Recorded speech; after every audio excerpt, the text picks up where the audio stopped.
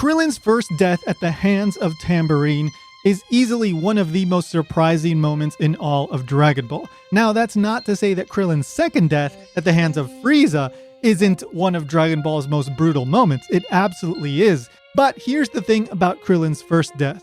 For one, it was the first time any of the main characters in Dragon Ball had died. So for the audience, this was something new. On top of that, Krillin wasn't expecting to suddenly be thrown into a battle for his life. He had just finished the 22nd Tenkaichi martial arts tournament and was expecting to go celebrate with his friends. Instead, this demon creature comes out of nowhere and kills him. We, much like Goku and friends, are left in utter shock, wondering what will happen. This is a perfect example of the many times Toriyama subverted audiences' expectations. And he did it in a way this time that left us reeling.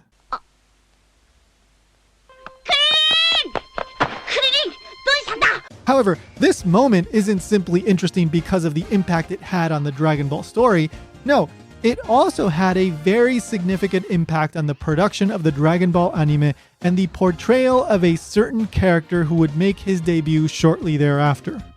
As you may know, Krillin is voiced by the legendary Japanese voice actress Mayumi Tanaka. She's known for a long list of very significant roles within anime, including Koenma from Yu Yu Hakusho, and probably most famously, Luffy from One Piece. When Toriyama killed off Krillin at the end of the 22nd martial arts tournament, he knew that would mean that Tanaka would have to be absent from the anime for a while. And yes, Toriyama no doubt knew that Krillin would eventually be brought back thanks to the Dragon Balls, but he didn't know exactly how long that would take. All in all, the anime portion of the Demon King Piccolo saga lasted for 21 episodes. So that would have been about 5 months of Mayumi Tanaka not being on the Dragon Ball anime. Toriyama was actually quoted talking about this in a 2016 interview published in the full color release of the Dragon Ball manga, specifically the Demon King Piccolo saga portion. He said, "It would have been sad to not hear Tanaka's voice." The implication is, of course, for that extended period of time. Like I said, the roughly 5 months or so during which the Demon King Piccolo saga portion of the story was airing. So this motivated Toriyama to do something that you don't often see manga artists do. What Toriyama decided was to have Mayumi Tanaka do the voice of Yajirobe. Of course, Dragon Ball Z fans know Yajirobe as the lazy, cowardly, always hungry, annoying samurai-type character that saves the day at the end of the Saiyan saga by cutting off Vegeta's Ozaru tail. However, Yajirobe made his first appearance all the way back in the Dragon Ball portion of the story, specifically at the beginning of the Demon King Piccolo saga. This happens after the first time Goku takes on Krillin's killer, Tambourine. Unfortunately, he loses and falls into this random piece of wilderness where he eventually comes across Yajirobe.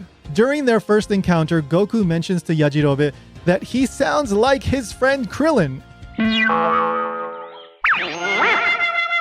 This was actually both in the manga and in the anime. However, given that Yajirobe doesn't know who Krillin is, this line does come off as a bit strange. In universe, you could try and explain it as Krillin being on Goku's mind for obvious reasons. However, the out-of-universe reason is that Toriyama wanted to give the role of Yajirobe to Mayumi Tanaka. When it came time to animate the Demon King Piccolo portion of the story, Toriyama got what he wanted because Mayumi Tanaka did get the role of Yajirobe. However, the story doesn't end there. In fact, I think it gets a lot more interesting from here. When Yajirobe first appears in the story, he sounds a bit like an angry Krillin. Like, the quality of his voice is a little bit different, and he also speaks in a much more informal and you could even say rude style than Krillin tends to speak in. On top of that, he also does have a slight Tohoku dialect vibe to him in the way that he pronounces a few words and his intonation, but largely he really does sound a lot like Krillin. However, little by little, the way that Yajirobe spoke changed. So much so that by the time we get to Dragon Ball Z, he sounds like a totally different character. That's because by the Saiyan Saga, Yajirobe has started speaking in a very, very thick Nagoya dialect. Located in central Japan, Nagoya is one of Japan's biggest cities, and it also happens to be the hometown of Akira Toriyama. Like any other region in Japan, Nagoya and the surrounding areas have their own unique dialects of Japanese. And yes, Yajirobe speaks a version of Nagoya dialect, but it's also very over the top. So I do want to be clear here that I think you would have a very hard time finding somebody in present-day Nagoya that speaks the way that Yajirobe does, because it is quite exaggerated. Now, don't worry, I'm not going to do a deep linguistic dive into the Nagoya dialect. That's not for this video, but I do want to give you a little bit of an understanding of just how different Yajirobe sounds from the standard Japanese dialect when he's speaking in full-on Nagoya dialect. Compared to the standard Japanese dialect, vowels in the Nagoya dialect are a bit different. And I'm only going to give you one example, but just keep in mind that this exact shift in vowels happens across other words in the Nagoya dialect. So the word that I want to focus on is omae. This is a second person pronoun, so basically it means you. However, it's a very direct and often can be considered rude way of saying you. Early on in Dragon Ball, Yajirobe pronounces omae as ome. This could be considered a very informal pronunciation, or it could also be taking influence from the Tohoku dialect. However, once Yajirobe goes into full-on Nagoya dialect mode, he pronounces omae as omiya. But that's just one difference that exists between the standard Japanese dialect and the Nagoya dialect. And let's just say that Yajirobe exhibits a bunch of other differences, so it can be quite tricky to follow along with what he's saying if you don't have at least some understanding of how the Nagoya dialect works. Now you might be wondering, why did Mayumi Tanaka choose to change up her performance for Yajirobe so drastically? Well, thankfully, we do have an answer for that. She's talked about it multiple times in interviews, including in a 2018 interview with the Japanese website Otokoto. Here's what she said. In the original work, it said that Krillin's voice was similar to Yajirobe's, so I got the role. But in scenes where both Krillin and Yajirobe spoke, it was so tough that it almost felt like I was being picked on. When Yajirobe first appeared, Krillin was dead, so that was fine. But you know, later on, Krillin comes back to life.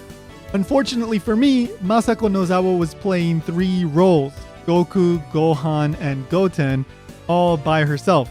So the production staff just assumed that was a normal thing. And so in order to differentiate between the 2 roles, I had Yajirobe start speaking in a Nagoya-style dialect. In a separate interview, this one on the official One Piece YouTube channel, Tanaka reveals that it was Toriyama himself who said that Tanaka could use the same voice that she used for Krillin with Yajirobe. She also says that she experimented with Yajirobe speaking a Tohoku-style dialect, but eventually she settled on the Nagoya dialect. And by the way, Chi-Chi and the Ox King speak in a pseudo-Tohoku dialect. And if you want to know more about the Tohoku dialect and why Chi-Chi sounds like a hick, check out my video on the topic. In any case, what's important here is that even though Yajirobe didn't speak in a Nagoya dialect in the manga, it has gone on to become an inseparable part of his character. And you still hear it in his portrayals today. For example, in Dragon Ball Super, when Yajirobe makes an appearance during the Goku Black portion of the story, yep, he's speaking in his trademark Nagoya dialect. And yes, Mayumi Tanaka does portray him in this appearance.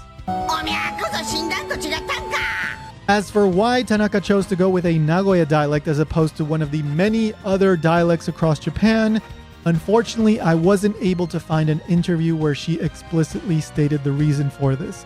However, I have found multiple people online and articles note that this was meant as a nod to Toriyama. As I mentioned earlier, Toriyama's hometown was Nagoya. So if this is true, it would be a wonderful full circle moment. Toriyama went out of his way to ensure that she got the role of Yajirobe, and Tanaka chose to go with a Nagoya dialect as an homage to Toriyama himself. If that's not true, oh well, but I'm going to choose to make it my headcanon. Thanks so much for watching, guys. Did you know about the story? Let me know down in the comments. Don't forget to subscribe, and I'll see you in the next one.